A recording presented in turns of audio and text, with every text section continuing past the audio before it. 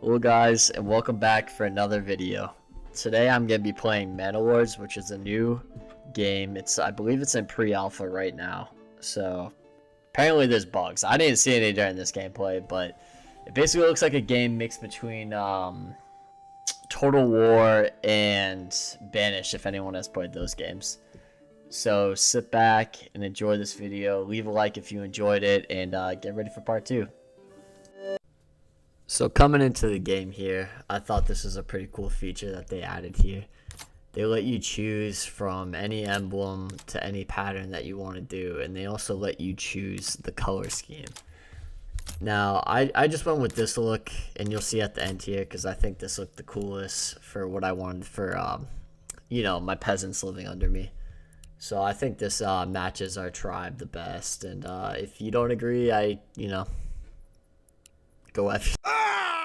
Yeah, so anyways, this is going to be the final look right here. You got the red crosses, the orange, whatever background thing that is, and then the blue color on the shield.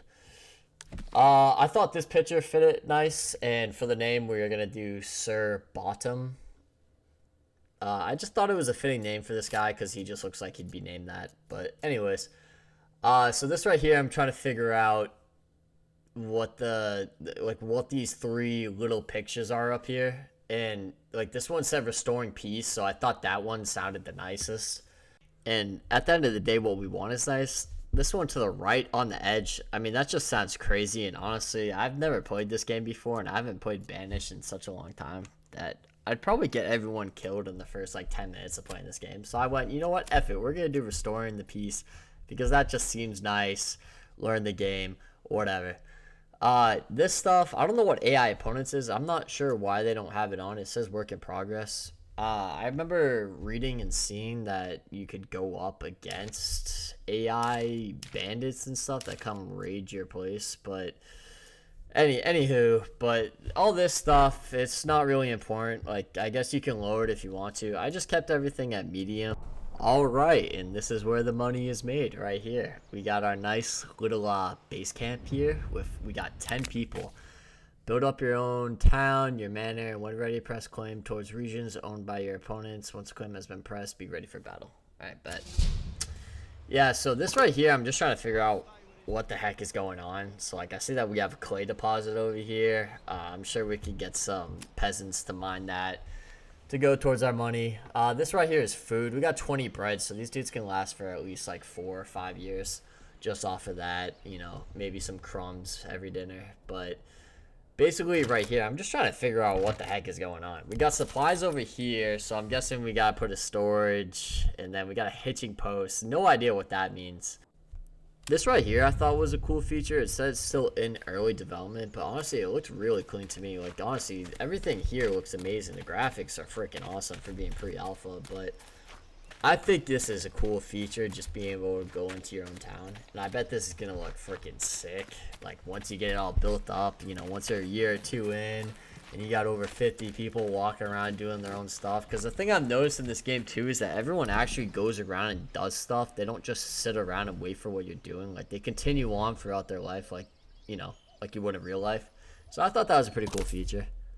After you reach the next settlement level, you will be granted a development point to spend. Unlock development branches to make your region more efficient. To enact policies, you need to raise your administration level. So this is pretty cool. I guess this is just, little skills and stuff that you can unlock to make your life a little bit easier while you're playing this game.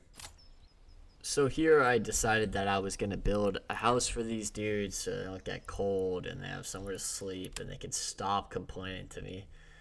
So a thing that I think is cool about this game is that some buildings have flexible borders.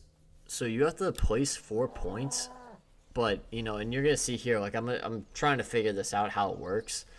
But I think it adds such a cool level of customization where, I mean, you can really build this game how you want. It doesn't have to be blocky. I mean, right here, I'm going to be an idiot and try to figure out why I keep saying too small to build. And my first instance is to make it blocky. But I do think it's cool that you can make it into any shape you want. And also another cool thing is depending on how big you make it, so you can see the two emblems there that say two houses. So you can actually add on and keep adding houses to blocks that you make. Now, obviously, if you put a building right next to this, you know, on either side, you won't be able to extend it that way. But it's still pretty cool that you can customize this however you want. I do like that about this game. Right here is sick because we'll get to see the people actually building the house. And, I mean, dude, for this being pre-alpha, the animations and everything they got going on here, it's pretty sick. Like, look at this. Dude, you can't tell me that's not freaking dope. But there we go. We got our first freaking house done. I think it can only house one family.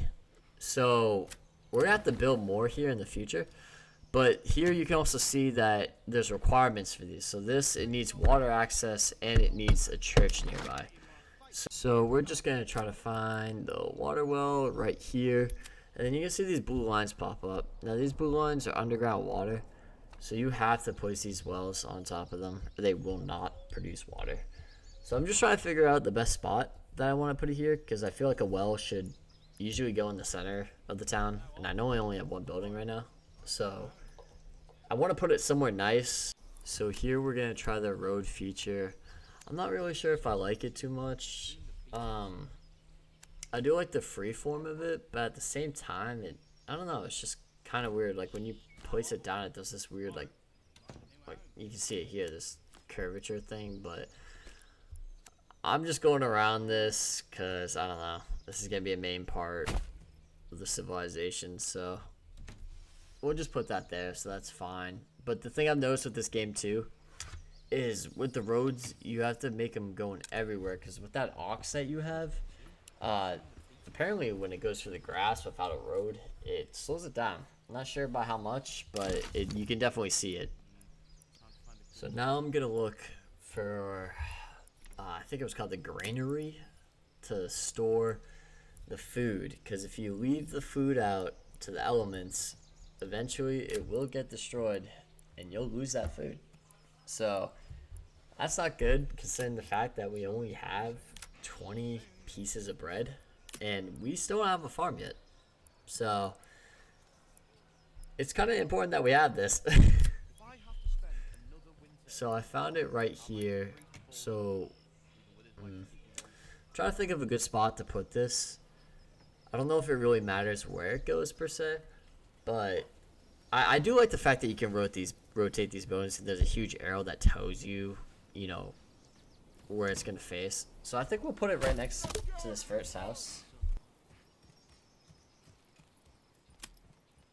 The granary is finally finished, and I think that's a good spot. We're gonna build a road here so we can connect it so our peasants can get to it faster. And I think that right there should do it. I think that looks good. And it's nice and easy. And look at that. Some dude's already using it to wheel stuff. So that's pretty dope to see. The next important thing to build is going to be a logging camp. Because I have run out of wood. So I can't make another house. And I can't make a farm. So with no farm, no food, my people die. And I'm not a lord anymore. I'm just some bum living in an empty town. So we're gonna put the logging camp right here. I'm not sure, I didn't want to put it too far away, and I'm not sure if it's gonna end up cutting down all these trees in this area, and then you have to, you know, move this or dismantle it or whatever. So we're gonna put it there, and then this is gonna be a kind of pain in the butt, because now the ox and all the people are gonna have to walk through here without a path. So it's gonna take a while, so we're gonna speed it up here just because, you know, I don't want to be sitting here for 20 minutes watching it get built.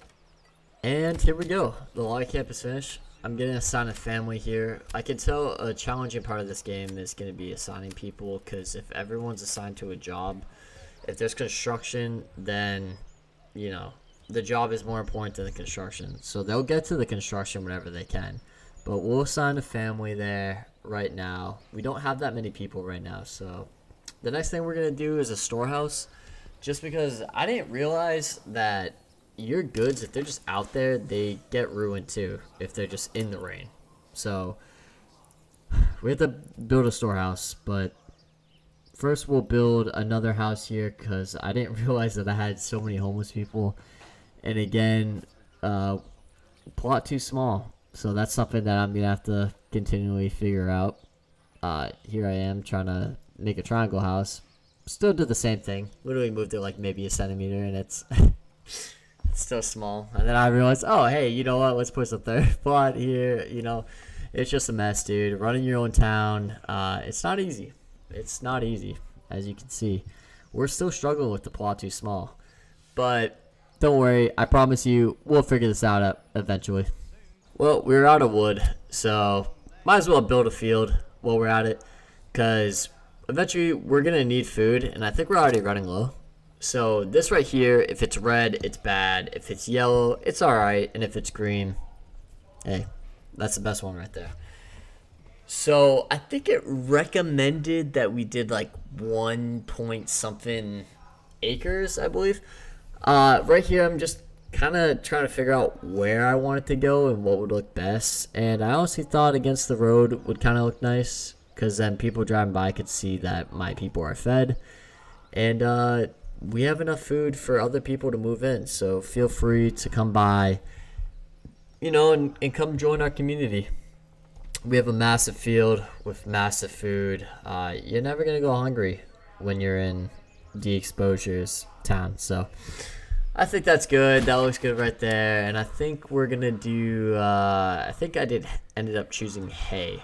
So the next thing we got to build to is a farmhouse, because you can't have workers if you don't have a farmhouse. So that's sick. More wood to use, more resources, and more time that I'm going to have to spend doing stuff. So I'm just kind of looking for a spot to place it. And I think I decided with up here, because I was going to do near the road, but honestly that would look trashy. So yeah, right there. Right on the border. I think it looks nice. And here to wrap it up on part 1, you're going to see me make this place a little more spiffy, make it a little easier for my people to get around. So we're just going to add from the main road here to the farmhouse. So, I mean, you can see the ox up there, man. It's going slow. It needs to be able to get where it needs to be faster. So we're going to add this.